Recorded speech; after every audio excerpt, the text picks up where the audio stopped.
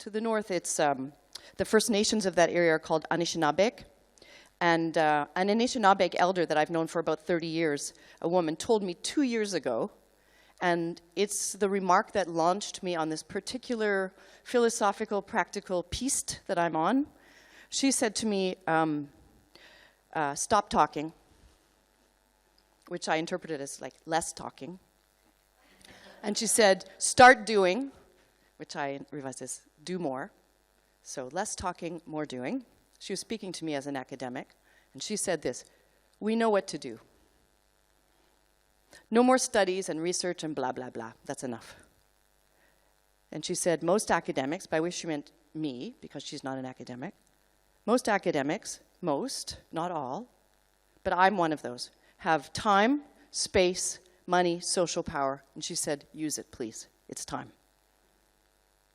And this was an excellent injunction for me at a time, at a moment in my own path when, largely because of a culture in academia that tolerates sexual harassment, by virtue of, among other things, sexual harassment is endemic by virtue of, among other things, the psychic pathology of imagining that the body is separate from the mind, which is a pathology especially endemic to Western Cartesian philosophy. So I was at a moment when, by virtue of that pathology, I was trying to imagine for myself what Sarah Ahmed calls a post-institutional life.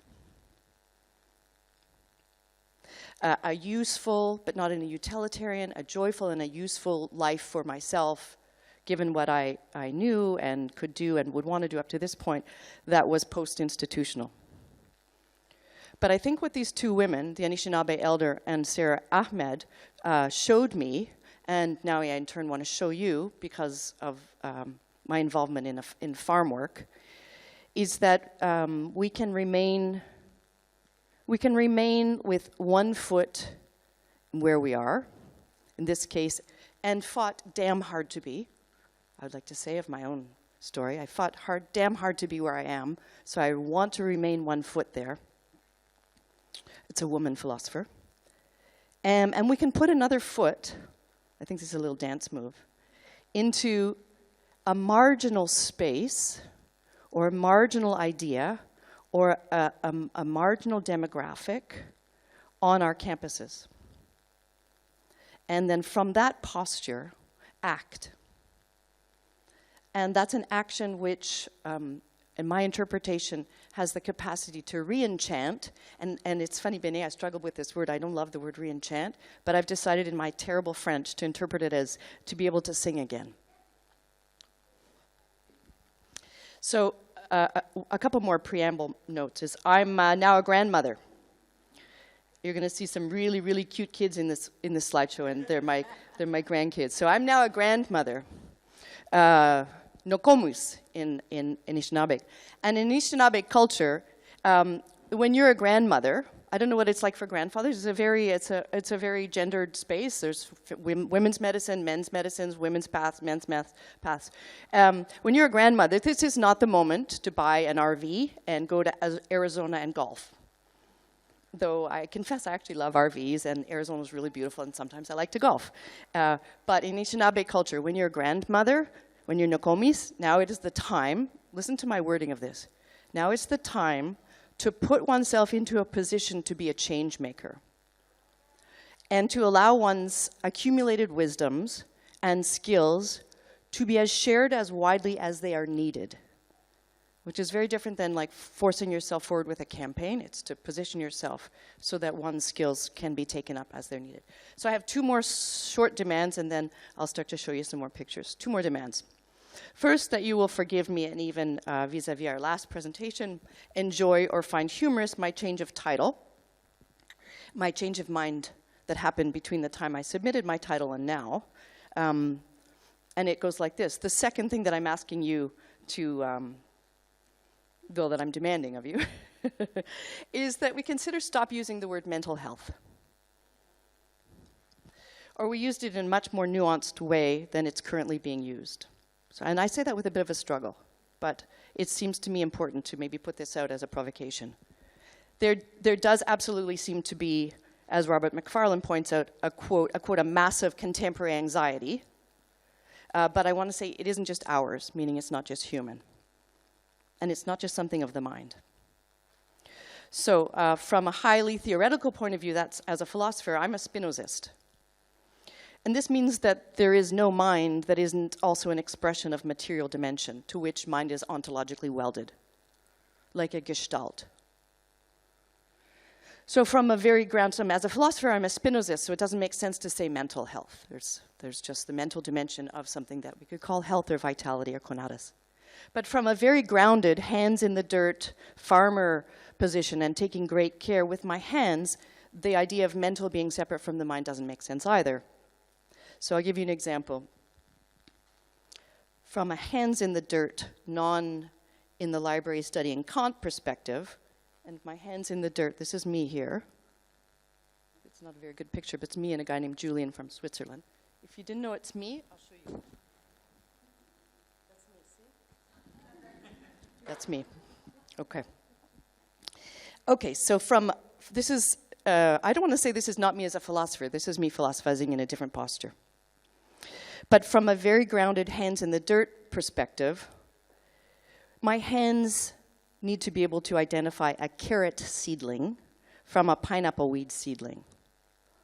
And these healthy fingers, these intelligent fingers, need to be able to discern it. And this is the health of the human mind operating in the fingers. And a mind that is, in this instance, this is a response to you, Bene, needs to know an either or. At this moment, it's either carrot or pineapple weed. And it needs to know that this is the moment to be discerning in that oppositional way. And the health here, then, is the health of the human body.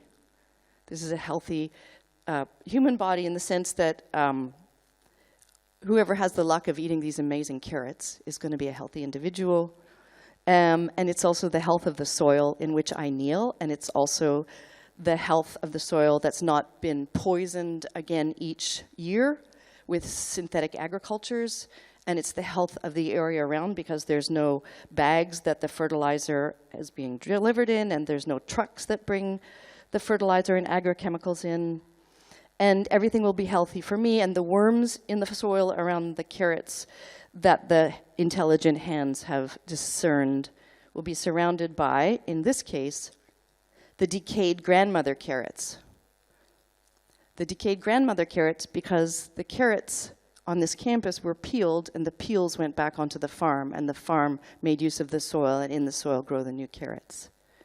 Okay, so what I want to say by taking great caution with the word mental health is to think about health and the health of our common mother, the Mother Earth, and I believe that she can be supported in her natural, incredible will or power toward vitality. It's a complex health in every attribute, intelligence in all its beings, in all their ways, so that she, the earth, can express joy and sing again. So these are carrots that one has to thin.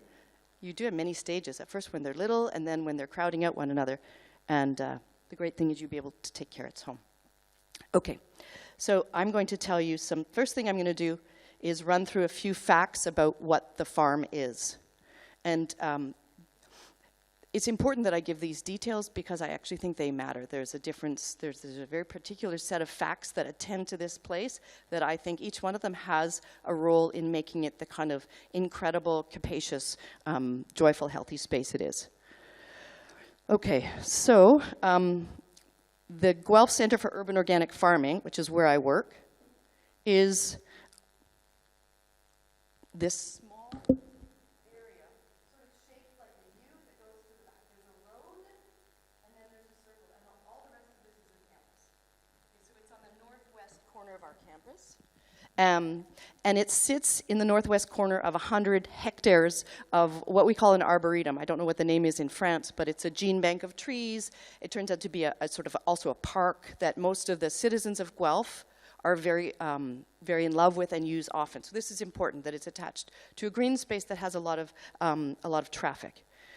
What we have there are there's one 4-season greenhouse that we can grow things year-round, and 6 things called high tunnels, which are just heated passively. And so what we're seeing there is the high tunnels in the back with the delphiniums, and we get about 80% of our produce from the high tunnels. It's very important in a northern climate that we be able to sort of, control the insects, control the temperature in the air.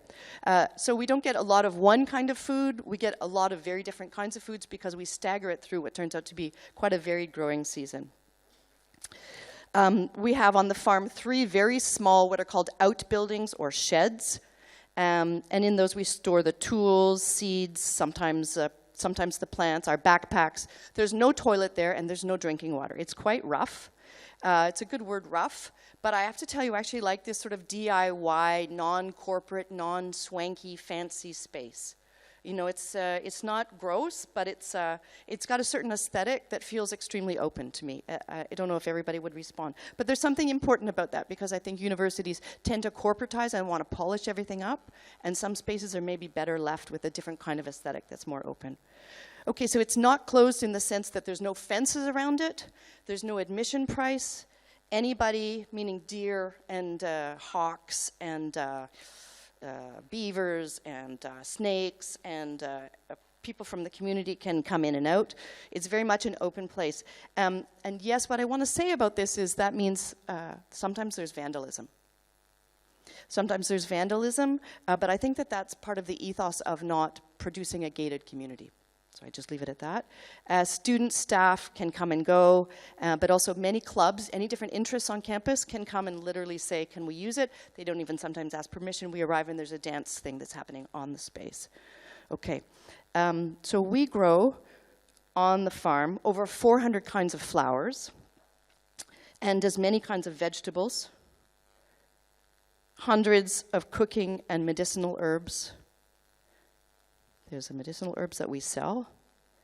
And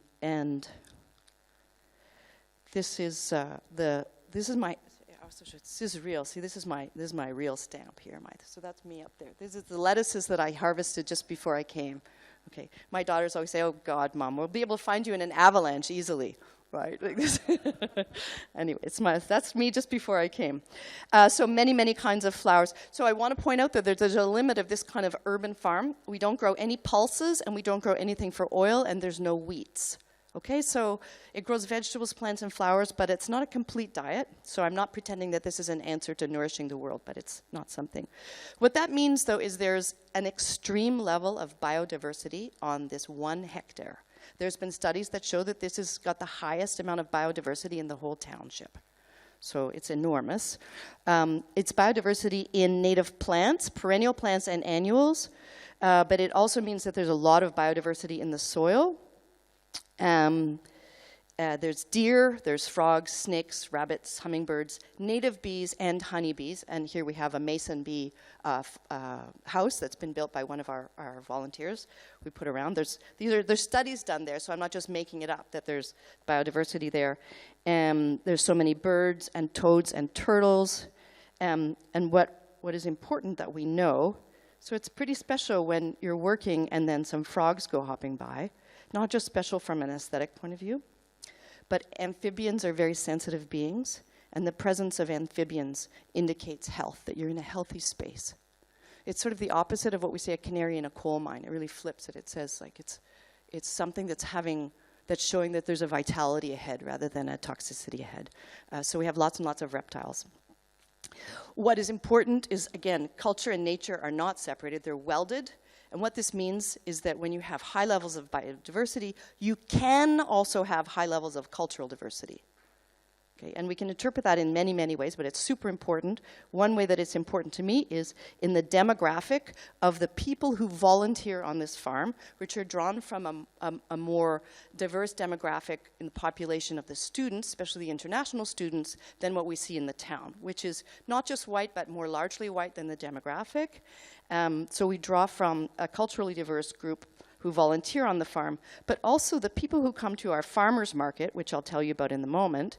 For instance, Antonio Mercado, this is Antonio, who's the father of one of my students, Diego, from Mexico City. So Antonio comes to our market because he can find 5 things here that he says, quote, I didn't even know were grown anywhere in Canada. let alone that they're organic, certified organic, let alone that they're affordable. So we have lots and lots of people in our city. Our city is 100,000, lots of Eritreans, lots of Somalis, lots of Syrians recently, now Colombians that are coming in, waves of different kinds of people with a desire for certain kinds of herbs and foods. Southeast Asians come and they buy all our bitter melons and papelo, and so we learn too about cultural diversity, and we say, what would you like grown? Is there something that you can't find in the markets, or that you can find but you simply can't afford? And our joke on the farm is, this is not the $8 tomato place, because you can get an $8 tomato in town. Seriously. Okay, so cultural diversity and biodiversity can be welded together. Institutional structure, I wanted to tell you about. So some people are interested in institutional structure. It's important. What's the institutional structure of this place? Is embedded within a single college in the university. The university has 7 colleges. It's embedded in the agriculture college. And in the agriculture college, it's overseen by the Department of Plant Agriculture. This is a mistake. I'll keep going. Financial structure, terribly precarious.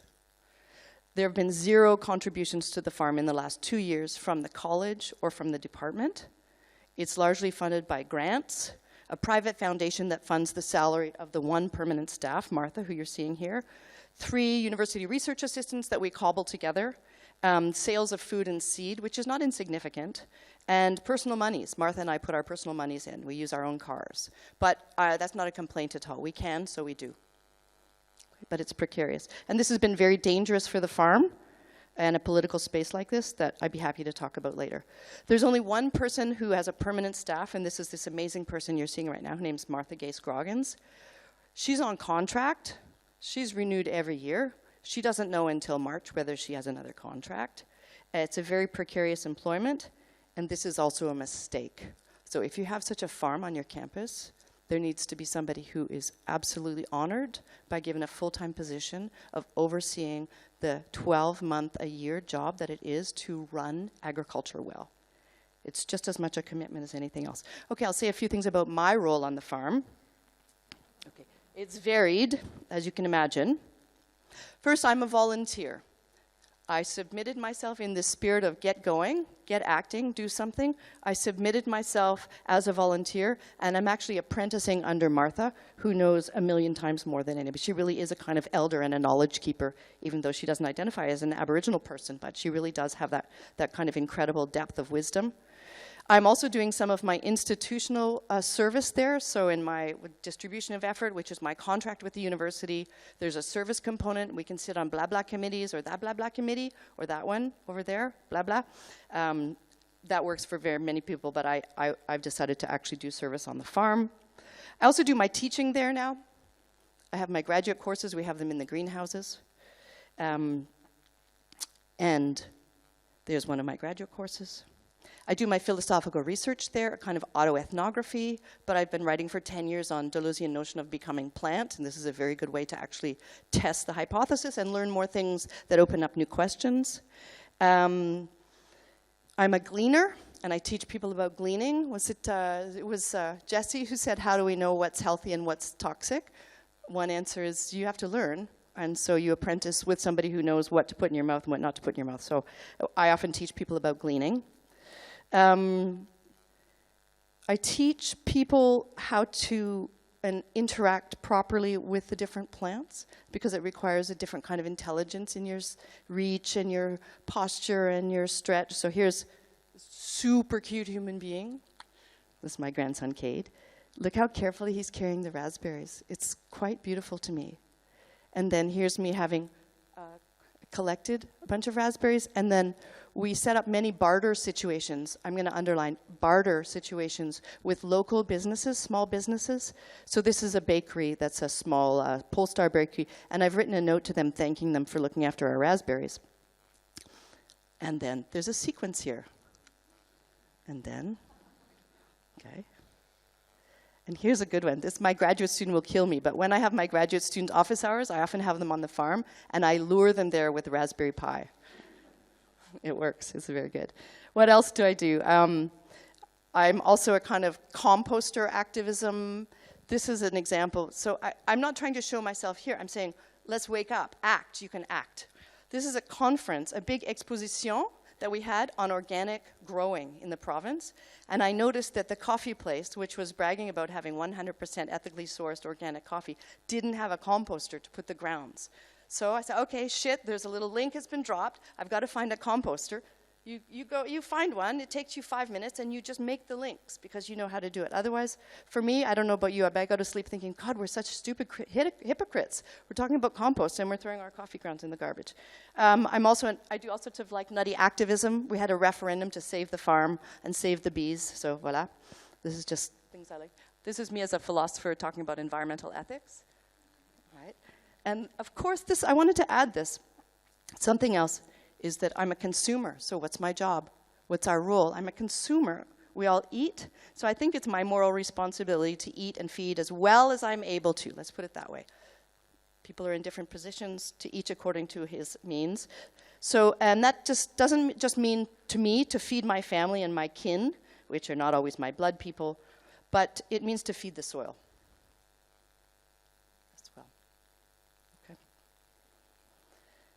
Okay, so how am I? No, you me? Okay, it's perfect. So I want to make a few distinctions, and I'd be really interested in following up with the various people who've talked about different projects that are like and yet interestingly different from this. It's not an allotment garden. So it's not a place where different community members have their own little place, and then they can have their own autonomy, and they can decorate their shed, like you see in Helsinki or which are beautiful, amazing spaces. It's not that. Its power structure is that it's actually overseen by this woman, but it's quite a flat democracy. People who arrive say, hi, I'm Lee. I've never worked before on a farm. And she'll watch you for a while and then say, okay, Lee, do you want to do the raspberries or do you want to go put some hay over there? And then you become your own kind of little boss. If you don't know what you're doing, you can kind of cling to one of us. But it's got quite a flat demographic structure. But I want to say there's a hierarchy there. It's a nested hierarchy, but it's a kind of system that feels to me like it wouldn't work if it lacked any kind of leadership or if there were a bunch of small collectives. So it's possible to have a very functional, what's called in systems theory, a flat nested hierarchy. Okay? There's no cows, no horses, no pigs, no chickens. It's not cash crops at all. It doesn't run a CSA. In Canada, CSA means those boxes of vegetables that you buy every year or every month. What do you call it here, Benny? Because it's not a profit-driven space. This is very important. We're not competing with other organic growers around. We're on a university campus, and so we have this amazing privilege of not having to be profit-driven and working within a capital framework. We don't have to accumulate, which has been a mixed blessing because then we're shown to not be profitable and then we're at danger of being cut from the university. But it does mean that we have a lot of room for saying, here, do you want some kohlrabi? Oh, here you want, you need this, and you come here, and all the volunteers go home with backpacks absolutely packed with food. What it is, it's a single farm with a single visionary who has massive experience, which, growing food is a skill, it's an art that requires conviction and incredible determination. Just like if you were going to be a star in the NBA, you've got to put hours and hours and hours in. It's like that. So there are people who will do that. And if you're going to run something like this, you have to find and procure and love somebody who does that. So we've got somebody there in Martha. It's run by, it's a fairly flat volunteer system. It's run almost entirely, if there's only one staff, it's run by volunteers. But you see, if it's on a university campus, you have real access to a big body of volunteers. Students who are tired of going to the library, they want to be outdoors. They want to learn something. They're maybe in my class and they want to come and hang out a bit, or I say come and do a workshop there. So to run a place like this, you need people. People need to show up because there's constant work to do. So here's some pictures of, this is a typical, it's a bit fuzzy, but this is typical. We all have to go into one area and do some work, okay? Let me see what else. We have one small tractor. What does that matter? It really matters because most of the work we do is by hand, and that means you need lots of people and lots of hands. And the reason why we do most things by hand is because we love the soil. We love the soil so much we don't even walk on it. We don't drive on it. We have like this incredible, it's sacred to us. It's such a sacred place that to be there is to, it would be a kind of like a real dishonor to the soil to walk across it, let alone to drive on it. So it is a lot of work, but has this incredible sort of ritualistic joy for me to be able to just use my hands and my feet to do the work. And Martha, sometimes she says, I just don't believe in what I'm doing, but then I stop and I get off the car and I walk onto a agricultural place, like a chemical farm that's been growing soybeans for 100 years, and I put my hand in the dirt and it doesn't go in, and it's kind of dead. But here, the paths have been in the same place for 11 years now, and you can put your arm at any time right up to your armpit. So it's this like alive, warm, embracing, incredible experience. Sometimes my students come and they just want to touch the soil. Touch it in a live soil, not just any soil. Okay, a couple of things left. We have a really incredible system, and this is again a campus possibility, is all the organic waste from the kitchens and the coffee shops around campus come to the farm. All of it. So 4 times a day we have something like this, which is the group, again, volunteers who collect the compost. We grow the food. Then on Fridays, the food truck comes and picks it up. We sell it at cost, right back to them. Last year they figured out that they could buy tomatoes from us rather than Peru, and that they're better and tastier, and the waste goes back, and there's no carbon footprint, blah, blah, blah. It's really incredible. So it's 924-meter diet. And we have a supervisionary chef. He's in the middle. You also need somebody like this. These are all details that matter. How are you going to move your food off? If you have pumpkins, you need to have a chef who says, I'll take your pumpkins. Not and says, oh, this week we need raspberries and 4 pounds of avocados, and we'd really like some potatoes. It's like, there's no potatoes. It's not September. This guy in the middle, Vijay Nair, he says, every Friday, we'll take whatever you have. And then with that, he makes, this is a delivery to the campus. So the campus, the students, not just the president, the students and the staff eat this food. And we deliver. Sometimes I just walk over. If I have, this is a special perennial native lettuce called miner's lettuce, and I just walked it over. I was so happy to bring it to Andrew.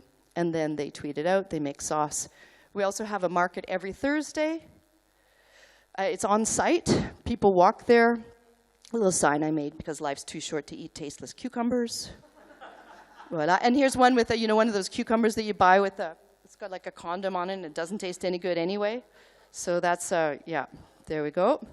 So we have a Thursday market that's running now. I'm missing the market today. Today is Thursday market. We sell peas and asparagus and rhubarb. And there's me with the asparagus just before I left. And mon petit chien, c'est Chapati. Ça, c'est mon petit-fils avec un grenouille. Okay, so there's some overview. I'm just going to now take 5 minutes. It's okay? 2 minutes to just tell you a few things. So there's their details. It's not insignificant. Each one of those was offered to you because there's something about it that's unique and singular, and I think necessary but not sufficient conditions for this beautiful joy machine. But what's of interest to me also is what, as a Spinozist, what can this kind of agencement do that is peculiar to it? What have I seen that it supports as a capacity? So I'll just run through a couple of them that I think are super, super important. And they are resistance. They're kind of gardens of resistance in exactly the socio-political, ecological ways. One, it's a space where I see the students and people, their sense of hope and ability to do resistance and be resilient, I see it rise in them. They see the possibility of actually being engaged and doing something that's not just saving the sea turtles. That's my kind of like, oh, it's so far away, you could never do it. Another thing especially precarious among philosophers and people who do abstract work is when you spend 5 hours in the farm, you undertake a task and you see it accomplished. At other times in other places, it would be the other. You'd want something other than just a sort of quotidian accomplished task. But in this particular moment, that is the thing that the students say to me in interviews over and over and over again. That to have taken something on and watched myself accomplish it to the end brought something into my life. Not that it was then, this is very important to go back to the thing about the mind and the body. Not so that then I go home and I'm too tired to do philosophy. It's then I go home and I can do philosophy. That's my underlining thing, okay? Just 2 more things. When you work repeatedly with plants, weekly after the weekly after the weekly, it helps one accept seasonality and mortality. I've seen a lot of people like do sort of some version of grief work. There's lots of suicides on campus. There's lots of depression. People's friends die. They say, oh, so they come. And I think there's something very significant about working repeatedly and weekly and seasonally with plants to be able to engage with the truth about mortality and life. Respect for the power and the vitality of living healthy systems. You just see that you can't suppress the weeds. Those damn thistles are back, which is annoying but fantastic. Physical wellness, of course, but I've also seen people realize that they can make changes in food consumptive preferences, as the Stern report says, because the food is there, it's available, it tastes good, we can show you how to eat it. It's a trusting space where you know that there's no toxins on the food and you can literally just put it in your mouth. And that's, I think, the detail that's of most interest to me, is that sense of not being in a posture of resistance or worry or fear about what's there, because it's in a space of such health. I've also seen, and this is the piece that's sort of more classic sense of mental health, I've seen it quiet down people's racing minds and anxiety. And just one anecdote, a woman who arrived at the market was in the middle of a fight with a friend of hers, and she just went suddenly silent. And she stood looking at the flowers for a minute. She said, oh God, what were we fighting about? Right? Like, it has this power to just stop. And I think that's understand and accept. Last one, that's really, this is at my heart of hearts. It's different than working on a thesis. And it's different than working on, let's say, protecting a mountain. That it's with plants, and that plants are not really individuals the way trees are. They're kind of collectives, they're root systems, and you work with them and you see them. And you're always working with other people, and that's always changing over. It's always a collective effort. So one doesn't have the right to say, oh, look, those are my carrots. Don't you eat my carrots. So the I sort of gets a bit thinned out.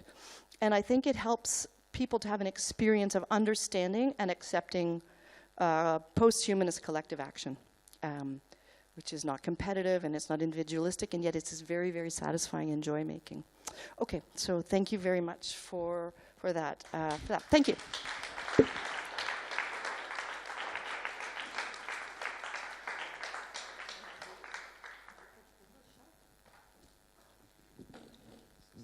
Okay, so as I mentioned in the opening, we will be having questions and answers about Karen's talk right away.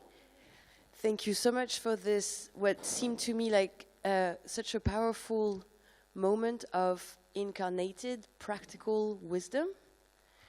Thank you very much. Are there any questions for Karen? There's another one. Oh yeah, there's two. That's right. My question is when I can join you in Guelph. Wednesdays and Thursdays, 9 till 5. All right. Yes, it's. I think that you just gave us. You throw us a rope, and we have to catch it because. You can knock at President's door at Chapel Hill. You have me down, and we'll have this talk. No, but I think that this was one of the most empowering and creative and ironical, constructively ironical talk I ever listened to, because you are giving us a recipe for living and dying well. Yes. And this is absolutely important, for creating coalitions, for extending our work into the future, which not always happens with our books. And I think that this can be very well a starting point for a long conversation. Perhaps a slow one, because these things don't happen overnight, as you say. And I thank you. I think that we should definitely join you and the group in Guelph in a way. Let's try to take advantage of the technology, whatever we have. And thank you. Thank you. Have great lasagna, I promise. Veggie lasagna. Yep, there's no cow. This is all vegetarian. I forgot to mention that.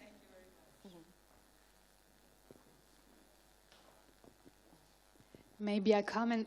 Thank you very much. It's such inspiring experience, and I think I come from the how to say, conservation biology, which should be called conservation science, because we do not relate only on ecology.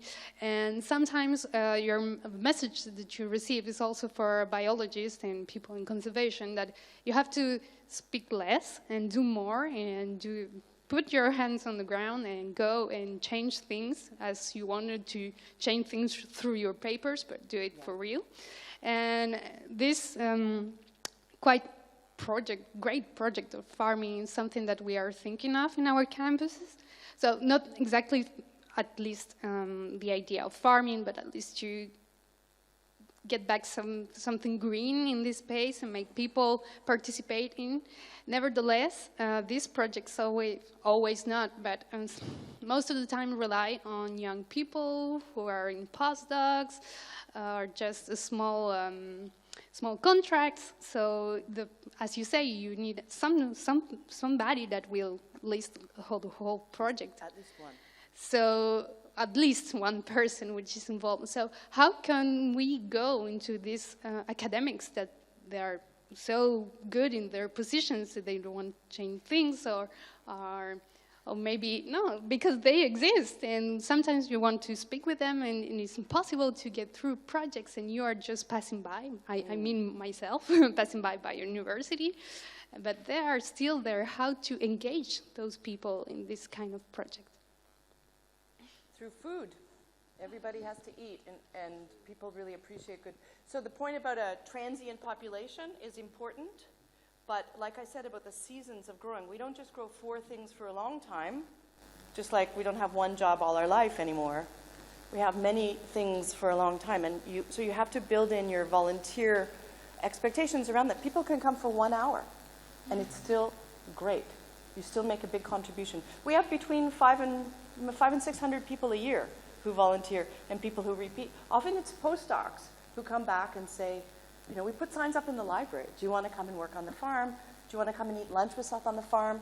It's 900 meters that way. We sometimes bring the market into the middle of the farm so that people see where it is. We paint carrots on the sidewalk so that they know where it is. I didn't talk about an art project I have that Mathieu's going to be involved with, that the fine art people get involved. We're putting a piano on the farm. Like, you just go into the entire space and you say, come to the farm. It's good for anthropologists. Come for the farm. It's good for cats. Come to the farm. It's good for painting.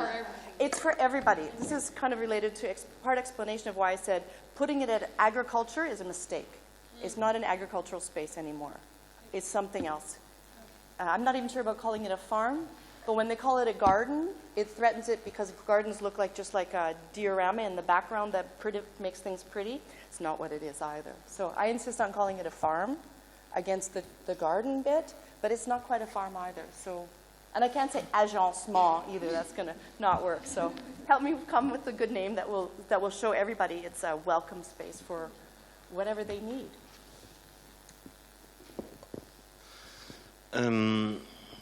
Yes, my question is about the pedagogy, and what kind of papers you ask for your students after an experience in the farm, after a talk in the farm. What kind of exercise you ask for?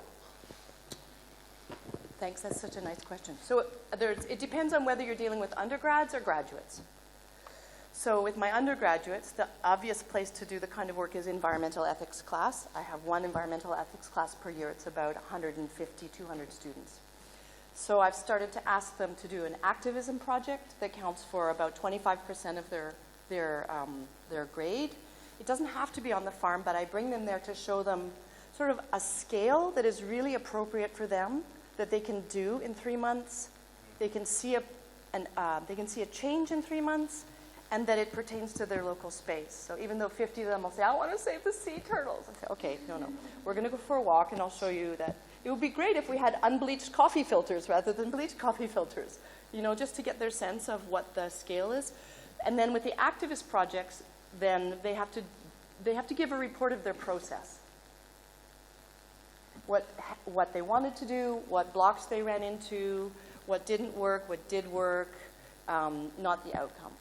So that works with the undergraduates, and that's in addition to, like, say, a classical paper and seminar work, all of that. Okay, so this process is about discovery and being open to discovering. And then with the graduate students, I'm working now in post-humanist ethics, largely on plants. And so remember when the disability movement had this phrase, it said, nothing about us without us? So I found that to be exactly true. You can't talk about plants if you don't know what a plant is, or if you can't say, oh, well, for example, rosemary, but you could never identify a rosemary. So what I do is the graduate students, which can be between 6 and 12 in a seminar at Guelph, they have to come to the farm first. And we work for 2 hours together in the field. Okay? Then we have our topic of the week. So one week it was dignity, the possibility of the concept of dignity in the plant world. And so what was really great about that is that when we talked about, and we did a little tour of the farm. I remember we planted the garlic together, and then the frost had just hit, and there were a lot of blackened, like quite disgusting looking, damaged tomato plants. So we went and looked at those, and then there was another thing that had been broken by some kids. So we look at some plants, different plants, in which the imagination about, does this involve the concept of dignity? It's there, we share it. Then we go into the greenhouse, and we will have done a couple readings, some classical readings from political philosophy on dignity and posthumanism. But then all of our examples are there. We've seen them. We've shared them. We know. And then we eat them, which is pedagogically actually quite powerful, because we don't tend to eat our human kin, and the concept of dignity really attaches to humankind. And there's something interesting about prohibitions around eating and totemism and stuff, but does it apply to plants? We just talked about these tomatoes that seem undignified in their sort of slaughter, but now I'm giving you guys some of those same tomatoes. Anyway, so it's actually a very embodied pedagogical space, and so far I can get away with it. But I have a curriculum I can send you to if you're interested. You could do it at the zoo, I imagine. You could do, like, there's lots of places where you could bring it alive. There is time for another question. Okay. Karen, I thought that was great. Thank you very much. And it also kind of seems very timely because, I mean, just thinking about the stuff, sort of discovering the work of like Emanuele Coccia, who's at EHESS, doing stuff about the life of plants and so on at the moment. So just to hear that you've been doing this kind of for kind of so much longer, in fact, it's there. It's wonderful just to get that insight. And I mean, I'm not necessarily thinking about kind of the theory side and so on, because there was something that you mentioned which struck me that you said we could come back to that later on, which was the political side. You sort of said, so you left that and said, maybe we can talk about that later. So, I mean, is that something you would like to talk about, or is that going to take us somewhere that's going to be... I mean that, I guess I'm going to say I'd rather not talk about that now. Okay. But if it's the case that you really do see a possibility for bringing this forward with your campus, whatever that is. So, for instance, Béné and I are going to go talk to the vice president on Monday, because there's something like a possibility here. Tuesday, voilà. So if that turns out to be something that you might bring forward, then I would want to tell you about what some of the political minefields were. Right. Yeah. Right? Maybe they will transfer to another institution, maybe not, but it turned out to be really important for us. Okay, so that's just a signal. It's like there's a landmine here. There's one here. Be careful. Be careful. Yeah. And if I may, I have a question as well. Thank you very much for your talk. It's very inspiring, and I am wondering how, if it's okay for you to share that, how are you perceived by other teachers who have tenure and who, in a sense, in my opinion, could be doing the same? Is there that sense of, I wonder how you are perceived in terms of your academic curriculum and that activity which is activism in itself in the workplace? Well, the honest answer is that except for, in our department, it could be different elsewhere, but I have taught at 4 different philosophy departments, and they tend to be quite, there's an antagonism against what is perceived as non-professional styles of conduct, whatever that is. I mean, even if I put poetry in or poetic language or a style in my presentations because it's got too much body in it, I think, or it's too much about the everyday, or there's a picture of my grandson in it, and that somehow chafes against the sense of an idea not having any place in time or history. I don't know. So it hasn't been that easy in philosophy, but I have to say, I mean, I don't care anymore. And that's really what, I think that's part of what Jan meant when she said you can do it. And so I haven't, in all of my years, with many different kinds of experience, I don't feel as though I have had an opportunity like this, that this sort of accidentally just arrived to me to work there. I feel like it's one of the most ethical spaces I've ever inhabited. And I want to do everything I can to continue to bring it to the, bring it to the world in different forms. So I sort of don't care. I sort of don't care. And I also try to ply my colleagues with delicious food constantly. The secretaries are great. The secretaries are always great. They are like, hey, can I buy some rhubarb from you? That's so cool. Have you got any asparagus? Thanks. And then the guy who studies Duns Scotus was looking at me like this. I had a big bag of asparagus, and he was looking at the dirt that was on the hallway. I thought, oh, I don't, whatever. So maybe 25 years ago, I really would have not done it or been pretty afraid, or my politicality would have had a lot more reserve, which I appreciate. But I'm at a place now where I can do this. I think I might ask for a transfer into agriculture, too. So this is another thing. Just because I really like transversal work, so what the hell is a philosopher going to do in plant agriculture? Okay, let's see. So that's something else. But I can do it now. Thank you very much.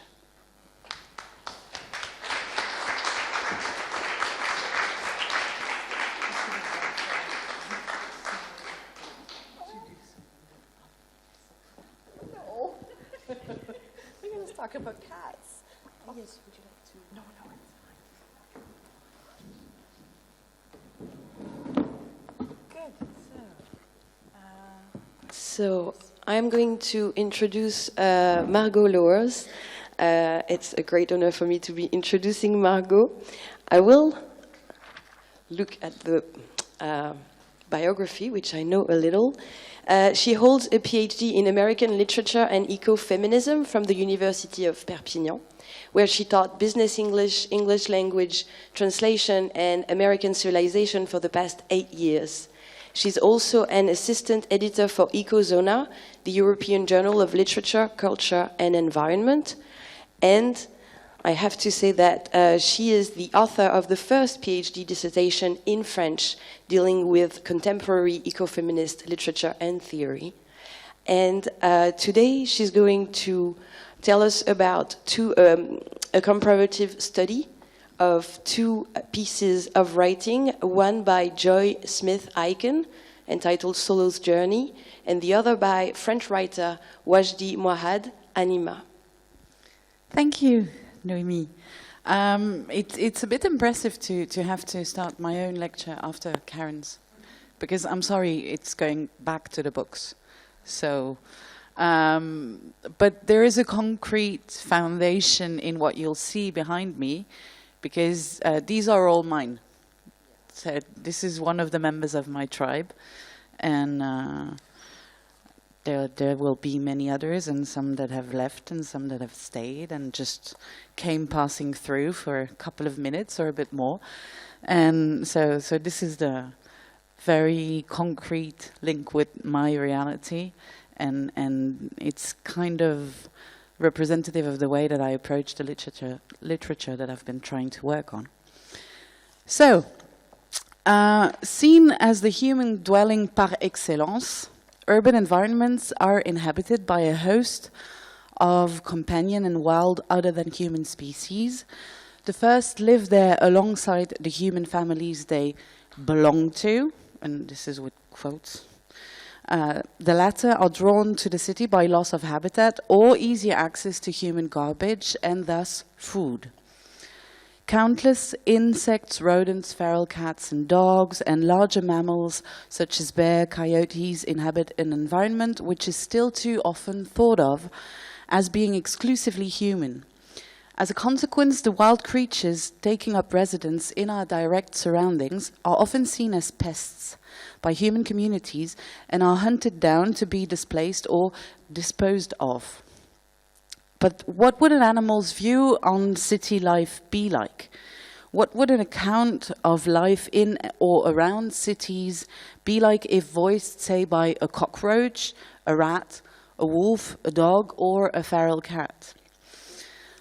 Joyce Smith Aiken's Solo's Journey, which was published in '87 for the first time, and Wajdi Mouawad's Anima, which was published in France in 2012, offer possible answers to these questions.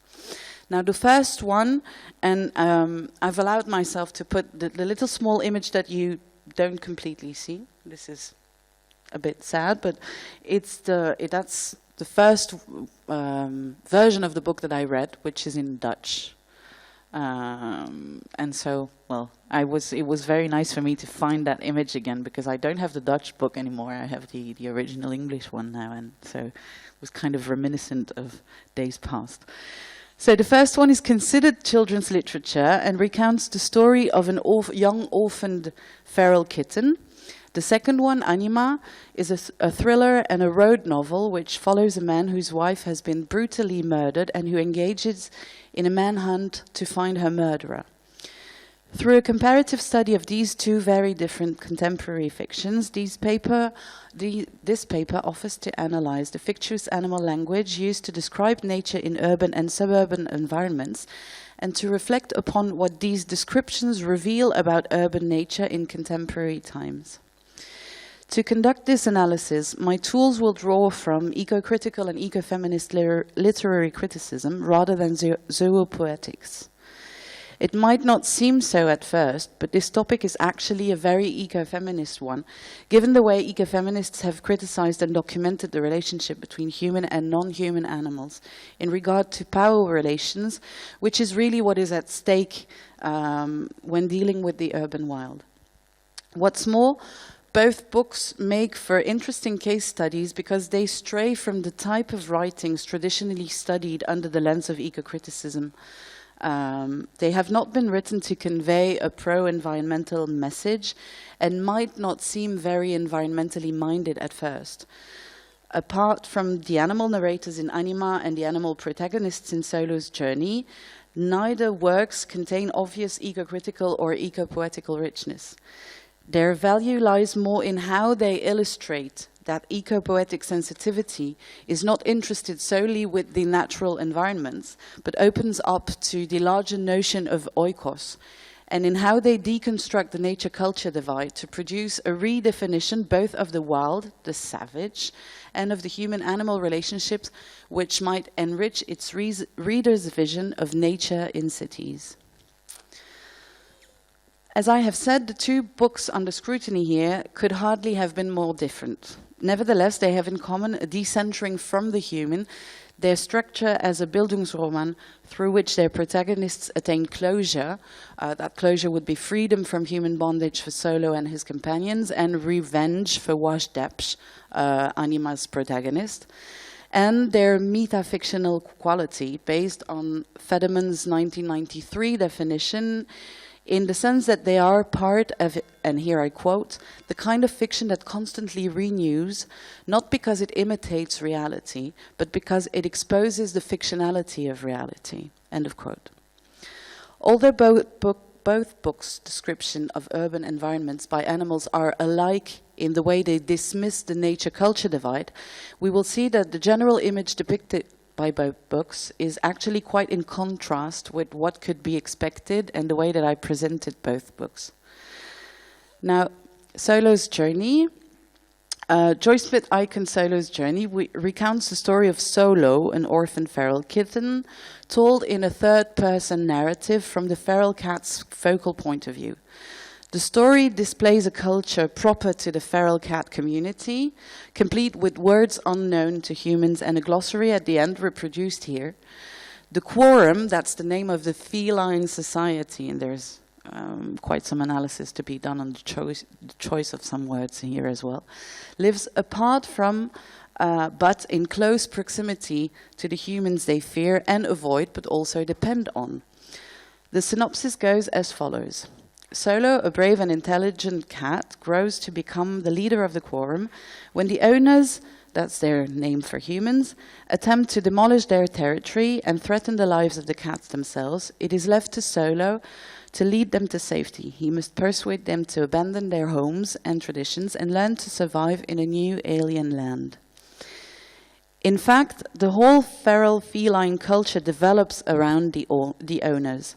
As you can see from the map on the slide, they live in the near vicinity of the human city. So you see it, I've put a red something so that it would be more visible. You have the town, and just on the vicinity of the town, you have the feral cat's territory.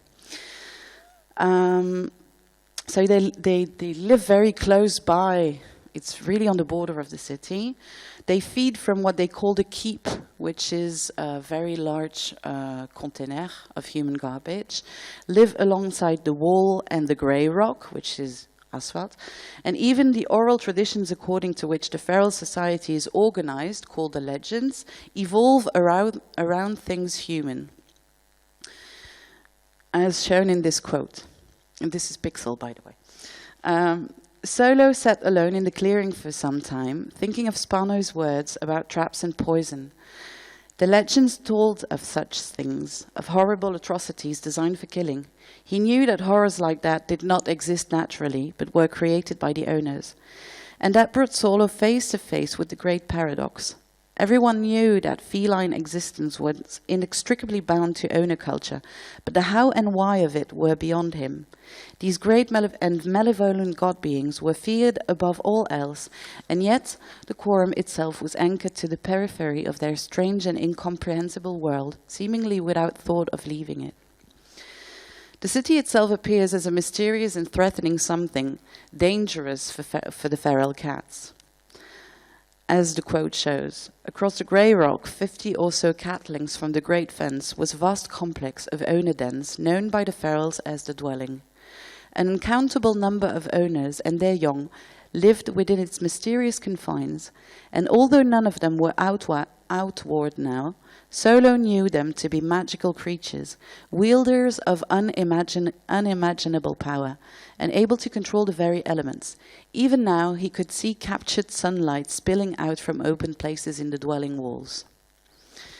The invented or unusual words that characterize the style quickly capture the reader's attention, and in fact they operate a kind of true rewilding of human culture and their surroundings. After only a few pages, the cat's descriptions of the owner dwellings and artifacts renders those alien, wild, in fact.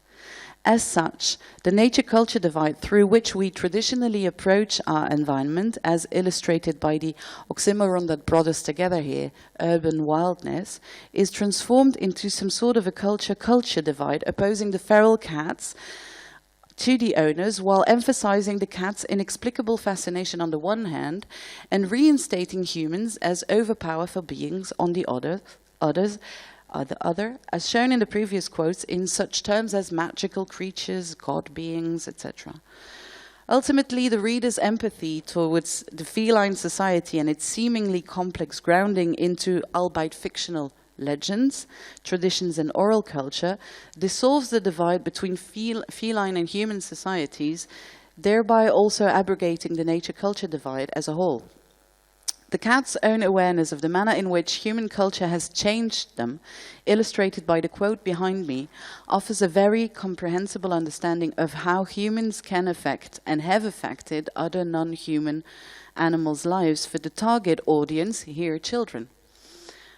I've put the whole quote behind me. I'm just going to use a little part of it. Now owners seem to feel that all felines should be dwelling creatures and persecute those of us who are free and feral. We will never be truly wild again. We're damaged in more ways that can be explained in one darkfall. One darkfall in their vocabulary is a night. Soon after Solo's reaching adulthood, the owners start trying to decimate the feral cats by putting up traps and poison, and a giant raw wolf, a vehicle, larger than any of the cats have ever seen, coming to stand watch over the wasteland where the cats have found refuge, still only a few cat lengths away from the city, implies to us knowing human readers that the field will be ploughed the next morning, cats included. This forces Solo to take the decision to move his quorum away from human bondage to a set of mountains he has seen from afar when younger he left for what they call his first big explore. Thus starts an incredible exodus during which even bards, male cats, help carry kittens, something which is very unnatural apparently according to the way the felines function. Now to the second novel, Anima. Anima is of a much more brutal sort. I don't know if some of you have read it. A very brief synopsis. Following the atrocious murder of his wife Leonie, Wajdep starts tracking her murderer across Canada and the United States. The fact that the story is told by animals, many animals, gives it a very unusual dimension as a whole. Each chapter is told in a first-person narrative by a different animal who witnesses the described scene and is entitled in court according to the scientific name of the animal, of the narrator. This Latin title makes some animals difficult to identify. For example, when you start the chapter and you see Pandeon haliatus carolinensis, it's an osprey. Une sorte de rapace, en fait. While other narrators can immediately be identified, such as Canis lupus familiaris, which is a dog, Icus ferus caballus, horse. So no distinct order seems to dictate how the various narrators have been chosen during the first two parts of the book. For example, it starts with the protagonist's tame cat who recounts how his human finds his wife murdered. Then a sparrow, an owl, a squirrel, a monarch butterfly, a skunk, an ant, a boa constrictor, a chimp, etc., etc. These have been taken on our Perpignan University campus, by the way. So it's urban wild. You don't see it on the picture, but it is. Urban spaces are ever-present all through the narrative as the protagonist tracks the murderer, who's called Welton Wolfe Rooney, from city to city through a large part of the North American continent. The manner through which Mouawad has his animal narrators describe cities enables, as in Solo's journey, a diffusal of the nature-culture divide with which cities are traditionally depicted. The urban environment in Mouawad's Anima appears as being a place of habitat that many species have chosen to inhabit rather than a place they have been forced to adapt to. The narratorial position of the animals reinstates the city as being part of nature. At first, this rewriting of the urban space as a natural, wild biotope is brought about simply by the author's ability in choosing animal narrators that we, urban dwellers, have learned to no longer see or pay attention to, like this magpie, for example. In doing so, Mouawad puts the emphasis on the shift that is necessary in terms of environmental awareness, as theorized by Nathalie Blanc in 2015, when she states that since these animals will no longer be kept at a distance, we must begin to think in terms of co-presence. End of quote. Accordingly, on the windowsill of Wash hospital room, shortly after his wife's death, it is the sparrows that stand guard over him and who, by their narrative style, transform the city into an age-old global community. By saying this, c'est un bâtiment entouré d'un jardin où vit une importante communauté d'arbres avec lesquels nos ancêtres entretenaient, déjà à l'époque où cette ville n'était qu'une immense et profonde forêt, une relation amicale et pacifique. Dès les premières lueurs, nous nous jetons en nuée sur les arbres du jardin, lançant des cris stridents pour rappeler que l'ensemble de ce territoire nous appartient. By the diversity of chosen narrators, so you have cockroaches, rats, flies, cats, dogs, pigeons, sparrows, butterflies, bees, ladybugs, etc., etc., the author annihilates, I've done a bit too much organizing to be thinking properly.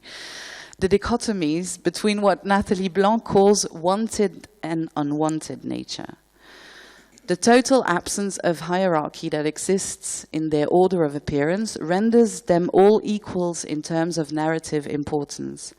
This allows the author to reaffirm the membership and participation of pests in the human and urban community. And this is Nathalie Blanc again. Animals have their own geographies with certain species associated with certain places or territories. But these areas are often those that have been neglected by humans and become the margins of the urban environment. This is the case of the space under sinks, where cockroaches find refuge.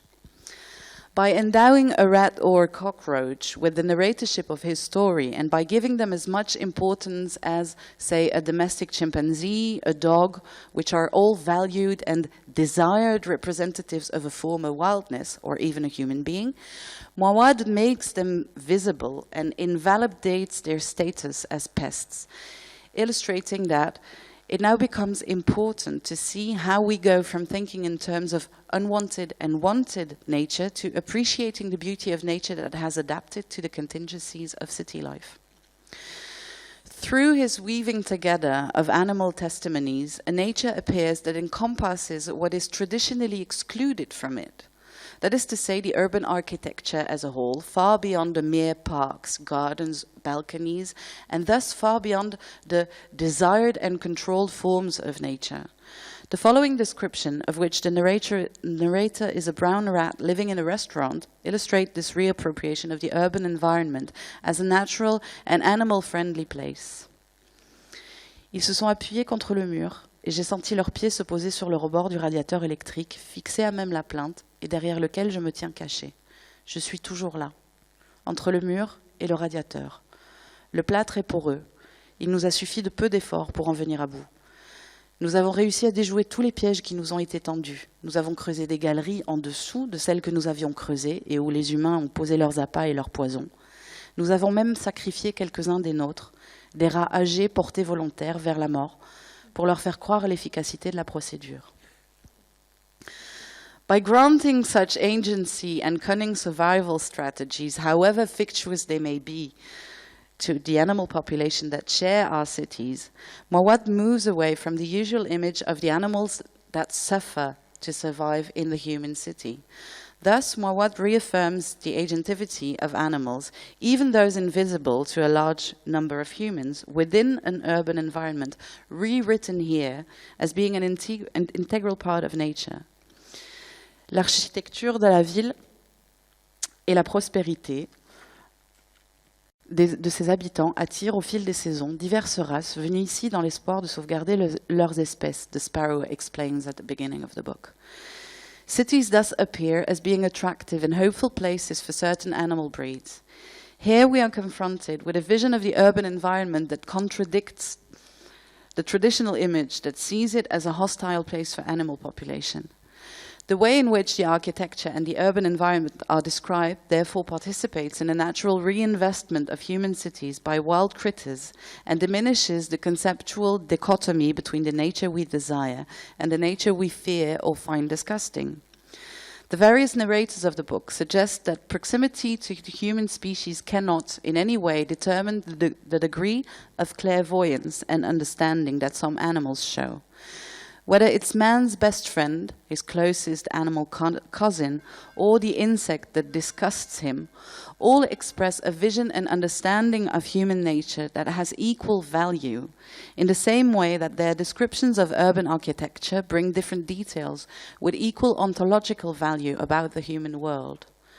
By the place animals occupy in his story, Mawad reenchants the urban wilderness and portrays a more inclusive landscape of biodiversity. Now, to conclude, even though it appears that the animals in Anima tell an almost exclusively human story and that the feral quorum's flight from the human dwelling in Solo's journey annihilates any possible cohabitation, the literary articulations of both works offer a fertile ground that illustrates how an eco-sensitive approach to a story can enrich the understanding of our own world.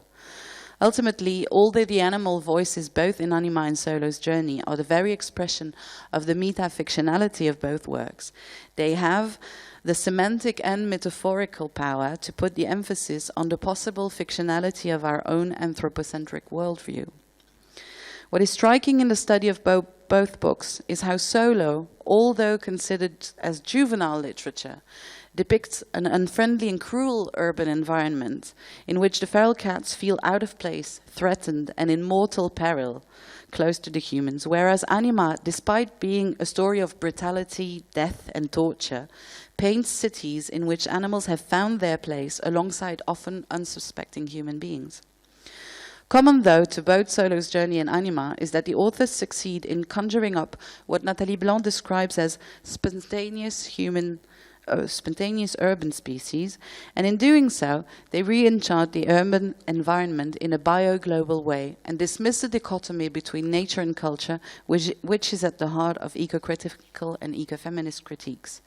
Finally, these animal witnesses raise the question of the relationship that can exist between the narrators, the protagonists, the readers, and the actual animals we encounter in our cities and elsewhere. According to Robert Harvey in Witnessness, Beckett, Dante Levy, and the Foundations of Responsibility, an empathic bridge between two beings, an intersubjective movement, is established through the act of witnessing. Moreover, beyond the observers of the scene, what is recounted in the books allows the reader to become a witness himself or herself, establishing a sense of allocentrism. He says, reading enables us to become witnesses by proxy. To read is, therefore, to empathize. Accordingly, if there is but the slightest chance that these fictitious stories might influence the way we humans look at our concrete surroundings, and that they may re-enchant and renew our gaze on the myriad of creatures we forget or fail to acknowledge within our urban settings on a daily basis, is it not our duty to forage within this literature in the hope of finding ways to reimagine different futures? I think it is. Thank you for your attention.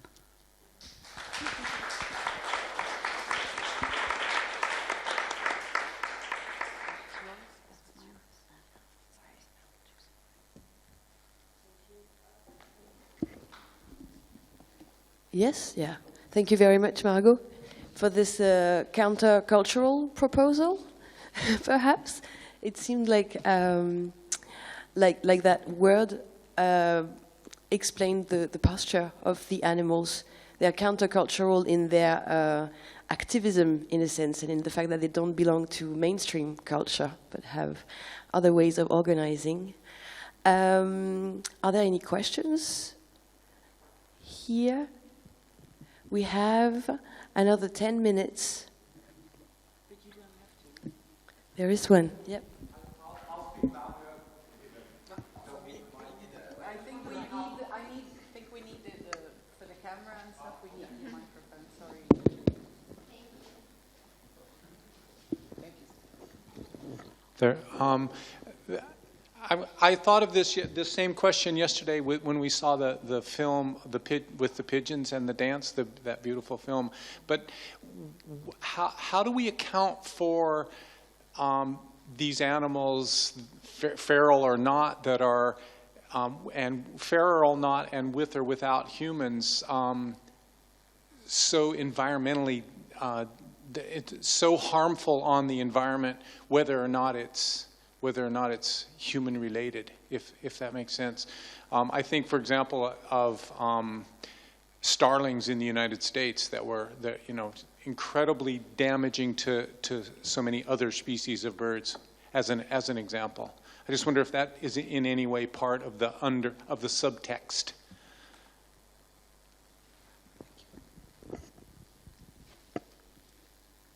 I don't think that it's present very much in the subtext of Anima. However, it is at a certain point, now that I'm thinking about it, when it's the domestic chimpanzee who's starting to tell part of his story and explaining what he is witnessing.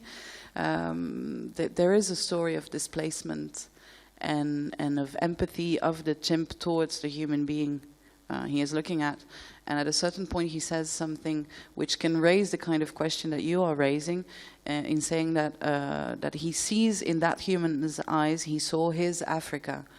So you have that feeling of displacement and of what the chimp has gone through, being taken away out of the African forest and brought to America to be a pet. So that is, in Anima, the closest that I would come to such questions. In Solo's journey, however, it's much more present. At a certain point, when Solo is still a kitten, he has a conversation with the speaker of the quorum, which is the Karen Hull of the quorum. It's the philosopher of the quorum and the wise cat, giving advice on how to act and how to be.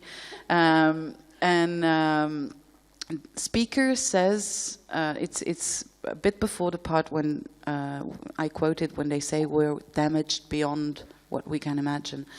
And he recounts how from Shamalat, the supposedly first cat that was brought into a human dwelling, and that after a while accepted the easiness of his existence there, how they changed and how their senses changed, and what it has done to the environment as well. It's touched upon, but it would take me a second reading with really that question in mind to see if I can find more, because it's not something that I was looking for, but it's very interesting, and I think I will have that second reading to see if I can find a better answer than this one. Thank you, Lee. I don't want to colonize the debate, but I really liked your talk, and you gave me so much to think. I was associating what you were saying with, I think, an all too famous line of an all too famous article that Donna Haraway wrote, I think in 2015, Anthropocene, Capitalocene, Thulocene, Making Kin, which then she also included in Staying with the Trouble. She says, right now the earth is full of refugees, human and non-human, without refuge. And in fact, this is what especially Solo's story, is a story of a refugee without a refuge. And of course, a refugee is another. And in the second book, there is the voice of this other, and also in the first. So both in Solo and in Anima, you have words and voices that try to convey the feeling of the word, the Umwelt of this other. And again, another association. Guy Spivak, who speaks when the other speak, who speaks for them? Do we speak for them? And I want to know what you think about this association. It's a form of othering. It is a form of alienation. It is a form of oppression. Tell us about that. And it completely is. And the fact that you talk about Spivak now is very symptomatic, because at the beginning of the very beginning of Anima, before the book even starts, you have just this one sentence: "J'ai mis mes mots dans ta bouche." And through the story, you learn that the protagonist, Wash Debs, has been I have the French vocabulary since I've read the book only in French. He's been put into. Il a été enterré vivant pendant le massacre de Chatra et Shatila au Liban, avec des animaux. So he's been put into earth as a very young infant with live animals. And he explains at that point that that's where the link with the animals was created for him, and that there was this mare, this horse, and that her Heath, while she was dying, because they had closed the tombs, kept the baby, the kid, warm, and that he survived by drinking her blood, and that the dying animals around him, that the breath of the dying animals around him comforted him in such a way that he began to understand what they were saying, and that he spoke to them the whole time that he was under the earth until somebody came to get him out. And that he spoke to them the whole time, but that he realized they weren't his words, they were theirs. So, voilà, j'ai mis mes mots dans ta bouche. And in the same way, at the very beginning of Solo, before the story really starts, you have this line by the author, for the real Solo, I'm so sorry for what I did. There's no explanation, there's nothing. Just for the real Solo, I'm so sorry for what I did.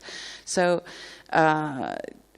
you really have this concrete, j'ai placé mes mots dans ta bouche. And the authors know they are speaking in the place of. And the alienation that you mentioned is something that you feel while reading both books. Because you don't start to be alien of the human culture, but you realize that there's something really wrong in the way that we've appropriated things and the way that we and there can be a critique in saying that it's still anthropocentric because it's human beings imagining what can go on in the minds of animals, and I do agree with that, and that is something that I've been trying to think about, and I showed in the very beginning one of Greta Garth's articles, Ecofeminism on the Wing, in which I'm trying to find answers on how to deal with books like these, because as she asks, can I ethically keep my dog? At a certain point she writes to have all of one's life's decisions taken for you by somebody else, to be told when and what to eat, to be told with whom and when to mate, what kids to keep, when to go out and defecate. If we do that to another human being, we'd call it slavery. And so the question afterwards is, as an environmentalist, as an ecofeminist, can I ethically keep my dog? And of course the answer is yes. She says there's no good answer. You only have answers, but yes, but, yes, but. And this is everything that comes to mind for me when I'm reading books like this. And I think that, well, especially with Solo, because you wouldn't put anima in a child's hands. You couldn't put anima in a child's hands. But especially with Solo, I think that I read that book for the first time when I was like 10 or 11. And I think that it profoundly changed the way that I approached cats. It really did. So it can affect the way you see, visualize, imagine the world and your place in it. But yes, again, j'ai mis mes mots dans ta bouche. It's something extremely conscious with both authors. There is time for one more question. Oh, there you are. Margot, I thought that was great. Thank you very much. Just the comparative reading, because I have to admit I don't know the Solo text. I only know the Muawad, and it's that I want to ask about, if that's okay. Because so the perspective that I've come across it before is through zoopoetics, and I know you said you weren't necessarily wanting to talk about things through zoopoetics. So the thing that I have in mind though is so. I came across it through an article that was written by a collaborator, Julien Weber, who did this piece, which is about the novel and about composer avec les animaux. And obviously, you've mentioned Nathalie's work, and indeed, thinking about her stuff, which goes back to, like early 2000s with Les Animaux et la Ville, and so on. So I was wondering about whether there's something to talk about in that in that moment there, where if there's something about that avec, so in that space, which is like sort of the between space, the with space. And sort of because you're talking about the ethical side of it, and sort of this moment of, can you keep a dog? Can you keep an animal? How should we relate to the pigeons? How should we relate to it, and so on. So, it was just to sort of say, was there? So, is it sort of like a being with? Is it a being alongside? Is it a being? Just a sense of how you see that as a. I suppose this is veering very quickly into sort of like philosophical, ethical territory, but it's just, that seems to be what you're raising. I think that's part of the richness of the paper. It has that to it. Yeah. I think that if I have to choose a term, I might stick with being in the world, and really trying to be conscious of the fact that the world implies cockroaches and ants. And okay, it's not always nice if you're tending a garden to see that ants have built holes there and holes there, but they're there for a reason. They are there for a reason, and like you said, with the richness of the soil, and the aliveness of the soil, and I have a small garden, which is full of plants, and it's not very organized. And everyone just lives there, and both pests, and they just have a right to be there, and so that's the kind of. I don't know if it's being with, in both books, what I thought about when you were asking the question, formulating the question, is that it seems as though the animals in the books have already understood that they had a way of being with humans, that humans had maybe not yet discovered completely. And that makes me think of this passage in Anima. It's an American Staffordshire who starts a chapter, so a domestic dog. And the beginning goes like this, it's « L'humain est un corridor étroit, il faut accepter de s'y engouffrer, sentir les odeurs des animaux morts, etc., etc. Et arriver à l'enfant qui pleure au bout du corridor. Chaque humain cherche son enfant. Un chien sait cela, et c'est pour ça que son affection envers l'humain est infinie. » So I think that, however, it's fiction, okay. J'ai placé mes mots dans ta bouche. We completely agree on that.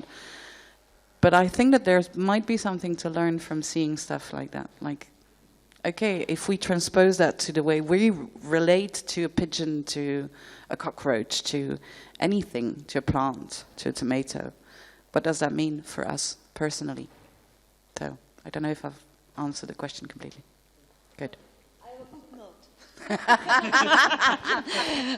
It's a beautiful quote from Roberto Marchesini, the philosopher and zoologist that I was also quoting yesterday at the performance.